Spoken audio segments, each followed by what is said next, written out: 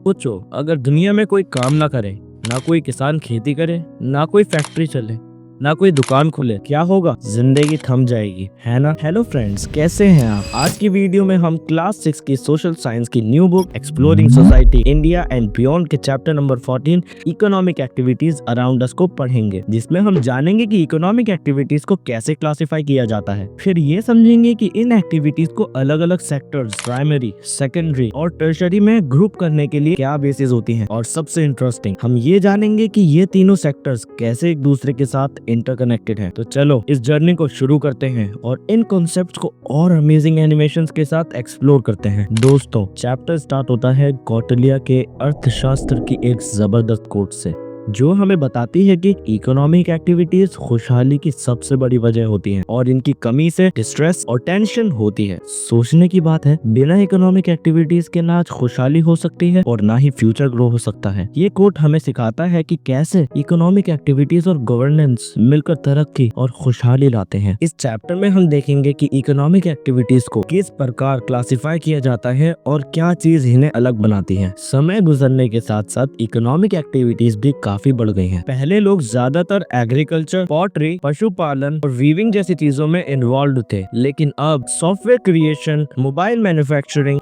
Banking, teaching और transportation जैसे कई नए एरियाज इकोनॉमिक एक्टिविटीज में जुड़ गए हैं। इकोनॉमिक एक्टिविटीज को क्लासिफाई करने से हमें ये समझने में हेल्प मिलती है कि ये कैसे काम करती हैं और कैसे एक दूसरे से कनेक्टेड हैं। आज हम समझने वाले हैं कि कुछ इकोनॉमिक एक्टिविटीज में सिमिलर कैरेक्टरिस्टिक्स होती हैं और इस बेसिस पर इनको ग्रुप किया जाता है। और जब हम इकोनॉमिक एक्टिविटीज को लार्ज स्केल पर ग्रुप करते हैं तो उसको हम इकोनॉमिक सेक्टर्स कहते हैं। इकोनॉमिक एक्टिविटीज को 3 सेक्टर्स में डिवाइड किया जा सकता है: प्राइमरी सेक्टर, सेकेंडरी सेक्टर और टर्शरी सेक्टर। प्राइमरी सेक्टर, सबसे पहले प्राइमरी सेक्टर की बात करते हैं। इस सेक्टर की एक्टिविटीज डायरेक्टली नेचर पर डिपेंड करती हैं। फॉर एग्जाम्पल, फार्मिंग करके अनाज और वेजिटेबल्स उगाना, फॉरेस्ट से लकड़ी हासिल करना, माइन से कोयला निकालना, रिवर्स और सी से फिशिंग करना, पशुपालन करना और पोल्ट्री फार्म से चिकन एंड एग्स का प्रोडक्शन करना।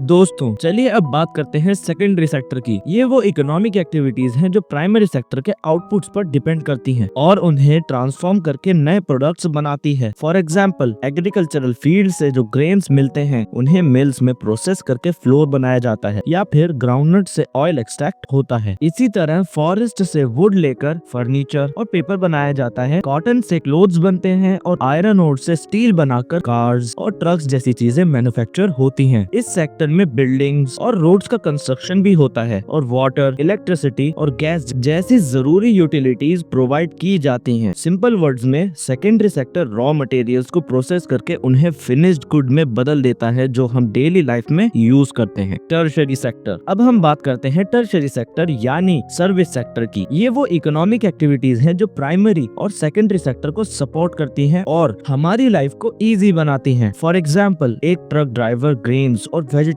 को फार्म से फैक्ट्री या मार्केट तक ले जाता है और फ्रूट और वेजिटेबल वेंडर्स ये सामान घर तक पहुंचाते हैं। डॉक्टर्स, नर्सेज, टीचर्स, लॉयर्स और पायलट्स अपनी सर्विसेज प्रोवाइड करते हैं जो हमारे लिए बहुत जरूरी है। इसी तरह टेक्नीशियंस मोबाइल फोन्स और टीवीज रिपेयर करते हैं, मैकेनिक्स व्हीकल्स जैसे कार्स और ट्रैक्टर्स फिक्स करते हैं और electricians regular electricity supply ensure करते हैं। Communication services, hotels, restaurants, banks, schools, hospitals और इवन इंटरनेट सर्विसेज सब टर्शरी सेक्टर का हिस्सा हैं। सिंपल वर्ड्स में, ये सेक्टर सर्विसेज प्रोवाइड करता है जो इकोनॉमिक एक्टिविटीज को स्मूथ चलने में हेल्प करता है। Interdependence among sectors, actually primary, secondary और टर्शरी सेक्टर्स का एक दूसरे से डीप कनेक्शन होता है जो रॉ मटेरियल्स को फिनिश प्रोडक्ट्स में कन्वर्ट करने के प्रोसेस को कंप्लीट करता है। चलिए एक इमेजिनरी ट्रिप लेते हैं गुजरात के आनंद डिस्ट्रिक्ट के एक गांव में, जहां हम देखेंगे कि कैसे ये तीनों सेक्टर्स एक दूसरे से इंटरकनेक्टेड हैं और किस प्रकार एक दूसरे को सपोर्ट करते हैं। Dairy cooperatives from farm to plate. दोस्तों, आज हम आपको गुजरात के आनंद डिस्ट्रिक्ट की एक इंस्पायरिंग कहानी सुनाएंगे। एक्चुअली ये कहानी है अमूल डेयरी कोऑपरेटिव्स की। 50 साल पहले आनंद के फार्मर्स के लिए अपने काउज और बफेलोज का मिल्क बेचना बहुत मुश्किल होता था। उन्हें मिल्क बेचने के लिए गाँव गाँव घूमना पड़ता था और गर्म मौसम की वजह से मिल्क जल्दी खराब हो जाता था। ज्यादा पैसा कमाने के लिए फार्मर्स मिडिल मैन पर डिपेंड करते थे, जो उनसे सस्ता मिल्क खरीद कर ज्यादा दाम में बेचता था। फार्मर्स अपनी ये परेशानी लेकर सरदार वल्लभ भाई पटेल के पास गए, जिन्होंने उन्हें एक कोऑपरेटिव बनाने का सुझाव दिया। इस कोऑपरेटिव के जरिए फार्मर्स ने मिल्क कलेक्ट करना, प्रोसेस करना और बेचना अपने हाथों में ले लिया। 1946 में त्रिभुवनदास पटेल और डॉक्टर वर्गीस कुरियन की लीडरशिप में अमूल शुरू हुआ। ये इनिशिएटिव्स न सिर्फ फार्मर्स को साथ लाया, बल्कि उनकी इनकम भी बढ़ाई और उन्हें सेल्फ रिलायंट बनाया। आज अमूल के फार्मर्स मिल्क को फैक्ट्रीज में प्रोसेस करके बटर, चीज, घी और मिल्क पाउडर जैसे प्रोडक्ट्स बनाते हैं। ये सेकेंडरी सेक्टर एक्टिविटीज का एग्जाम्पल है।